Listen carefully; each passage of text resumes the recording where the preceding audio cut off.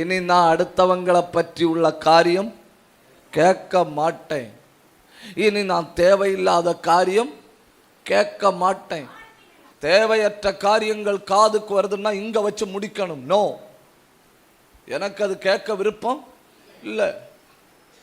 மற்றவர்களின் தோல்வியை நான் கேட்க விரும்பல. மற்றவர்கள் விழுந்து போனார்கள் செய்தியை கேட்க நான் விரும்பல. நான் தூங்க போன பிறகு என்ன நடந்துன்னு கேட்க நான் விரும்பல. சில ஆட்கள் உண்டு, பிடிச்சு உட்கார வைப்பணும், பிடிச்சு உட்கார வச்சுட்டு ஏக்கர் கணக்கில் எக்ஸ்பிளைன் பண்ணணும். ஏன் அவங்களுக்கு வேற வேலை இல்லை? இங்க உட்காருங்க பாஸ்டர், என்ன நடந்துன்னு கேளுங்க பாஸ்டர். ஆஹா அப்படியா, எப்பரா? நோ, எனக்கு ஆவிக்குரிய நோயை கொண்டு வருகிற எந்த காரியத்தையும் நான் கேட்கக்கூடாது என்பதில் நான் ரொம்ப கவனம். அதுல எல்லாம் எந்த சமரசமும் இல்லை.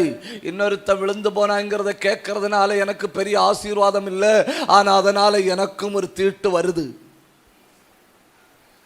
நல்லா இருக்கிறாங்களா பேசுங்க, ஜெபிக்கிறவங்களா பேசுங்க, கிருபை உள்ளவங்களா பேசுங்க. சொல்லுங்க பாஸ்டர் அந்த சிஸ்டர் பழையது மாதிரி இல்லை, இப்ப ரொம்ப ஜெபம் பண்றாங்க, கேட்கும்போது நமக்கு ஒரு தெம்பு வருது இல்லையா? இது எல்லா வார்த்தைகளும் எப்படிப்பட்ட வார்த்தைகள் தெரியுமா? நோய் உண்டாக்கும் வார்த்தைகள். கிரிய பலவீனம் கேட்பதால் வருகிற. கேட்கிறது எவ்வளவு பாதிக்கிறதுக்கு ஒரு உதாரணத்தை சொல்லித்தார. ஒரு தடவை ஒரு பெண்மணிக்கு பிசாசு வெளியே வந்து கொல்லாம விட மாட்டேன்னு சத்தம் போடுது. பயங்கரமான சத்தம். கொஞ்சம் நேரம் தாண்டி அந்த அசுத்தாய் வெளியே போச்சு. அசுத்தாய் வெளியே போன பிறகுதான் பிரச்சனை லிஸ்டா வருது. என்ன பிரச்சனை தெரியுமா? இந்த பெண்மணி ரெகுலரா ஒரு சீரியல் வாட்ச் பண்ணிட்டு இருந்திருக்கு.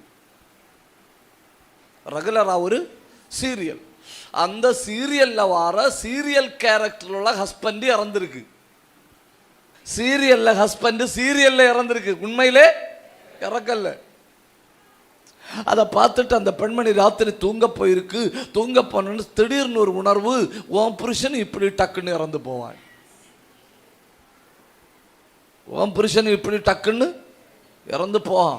அப்புறம் இந்த பெண்மணி தூங்காதாம், புருஷனை வெளியே விடாது, அவர் வெளியே போன செத்து போவார்னு சொல்லி இந்த பெண்மணி பயப்படுறது.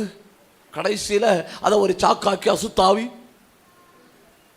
அசுத்தாவி உள்ள வந்துட்டு கேட்பதனால் வருகிற நோய்.